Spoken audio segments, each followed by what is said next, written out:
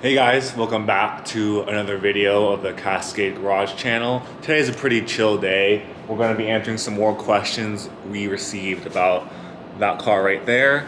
And we're going to clean it up because we haven't washed it since it went to Venice.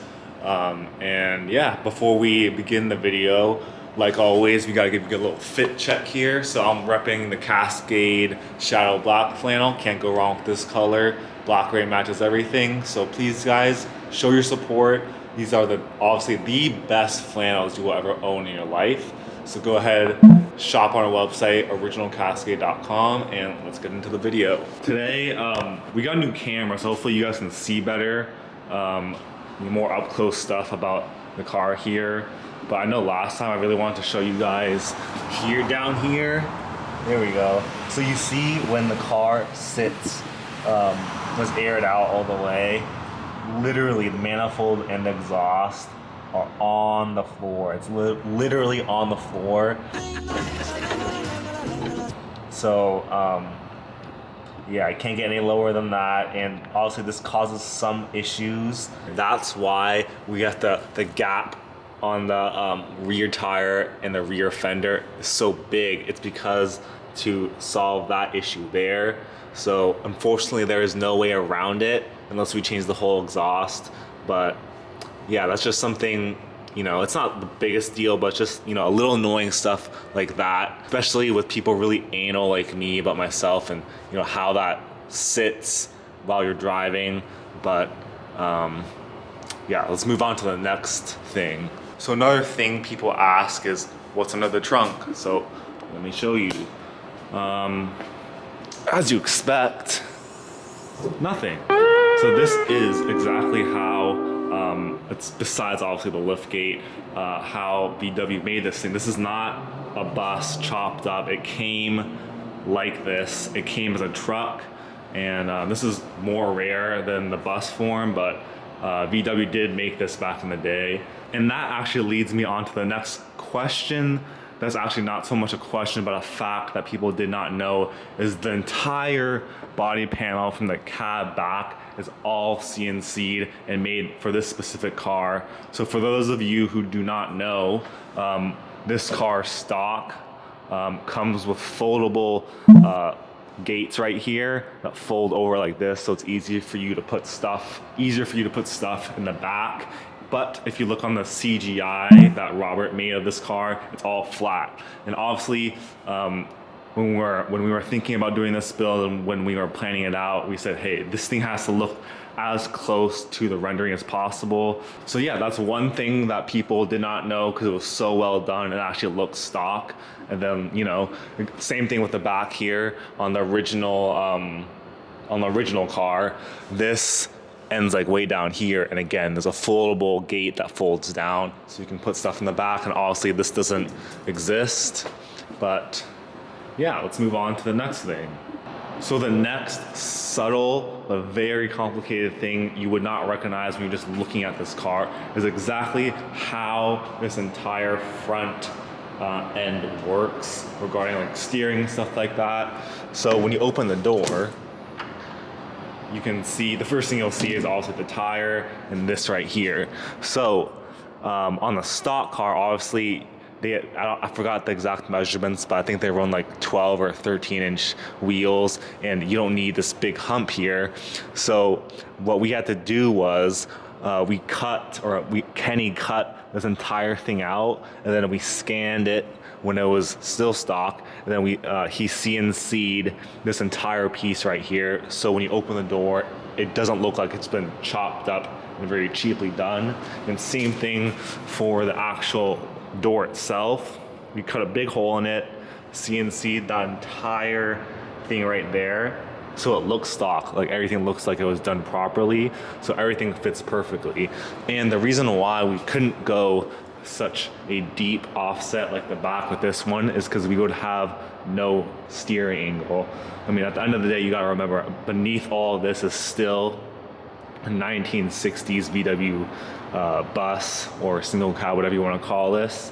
And you know, it's not the best engineering down there, so we kind of had to work with what we had here.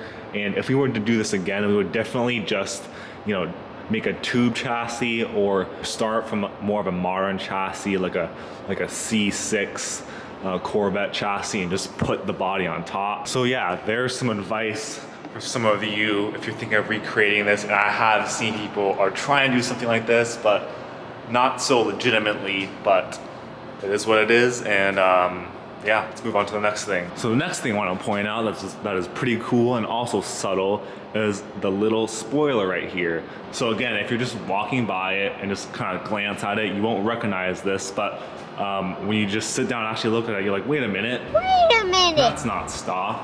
So, you know, that's just another cool thing that we had done to, again, look exactly like the CGI. So now let's hit it inside.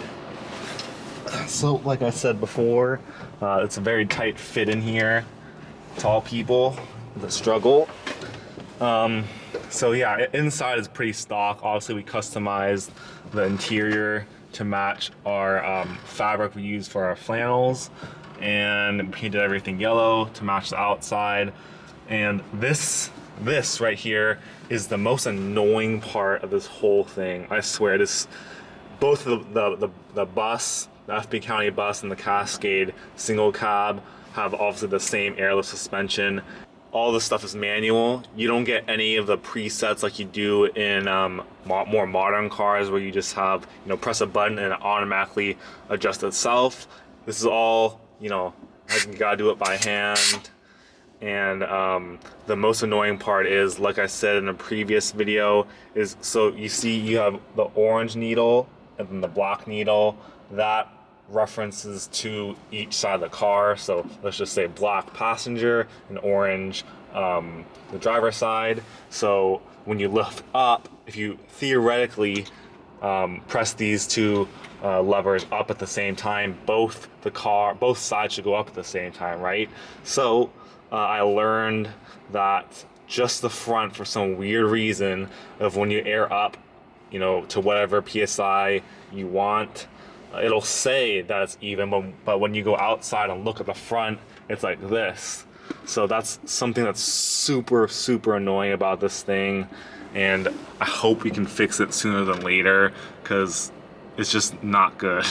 So guys, if we have any pros with airless suspension, feel free to reach out or let us know in the comments, because again, it's really, really annoying. So the next question people ask about this car is, what kind of yellow do we use? So we actually used Lamborghini Giallo yellow. It's a very nice yellow, really nice flake to it, if you can see there. And yeah, we just thought it was pretty cool because, you know, Lamborghini, VW, there's some references there. So yeah, that's how we chose that color. And in the rendering, it's also yellow. And oh yeah, speaking of that, we decided not to do the whole thing yellow because we thought a too contrasted color would bring out the lines of the car more. And I think it looks better like this. What do you guys think? Let me know down in the comments. So as for the power plant of the car, we have a 1914 VW engine in there. So a lot of people ask, hey, like this car looks this aggressive, how come you didn't put like a Subaru engine or a V8 engine in here? And honestly, the simple answer is time constraint. All of this was done very fast, and this is just easy to plug in and go. It's an upgrade from the original one. Obviously not fast, but at least it's a little bit faster. And finally, the most asked question is this kit for sale? So I'm gonna give you the long answer that everybody has kind of tried to avoid. Here, let me turn this light off. So for those of you who know about VW buses, is you know that like 95% of them are rust buckets. And as these are very old cars and they were handmade, each fender flare is actually different. So just for example, the fender flare from this car to the bus is not exactly the same. Meaning if we took this one and then put it on the bus, then there would be a gap in the fitment of like from the fender flare to the body of the car. And that's because these cars are not well made. It's not like a modern car where a machine made it and, you know, it's like 90% accuracy among all the cars. So that means that to do it properly, every single bus would need to go get scanned and create the mold off of the scan, because that's what we did with both of these cars. Both cars got scanned and each of them had their separate molds. And quite honestly, we don't really want there to be more than these two. They got this much attention because there's only two. But you know, at some point I'm pretty sure someone's bound to recreate this. So until then, these are the only two, and we'll try to make the most out of it. But yeah, guys, that's pretty much it for today. I think I answered most of the most common questions we get of these two cars. And by the way, this one was 1,000 times harder to build than this one because of the whole pickup thing and the points I mentioned earlier. But yeah, guys, let me know what else you guys want to see these cars do. I mean, we're an open book. We're open to anything, any suggestions you have. Let me know. So until next time, guys, I'll see you later. Oh, and pick up a flannel. Don't forget.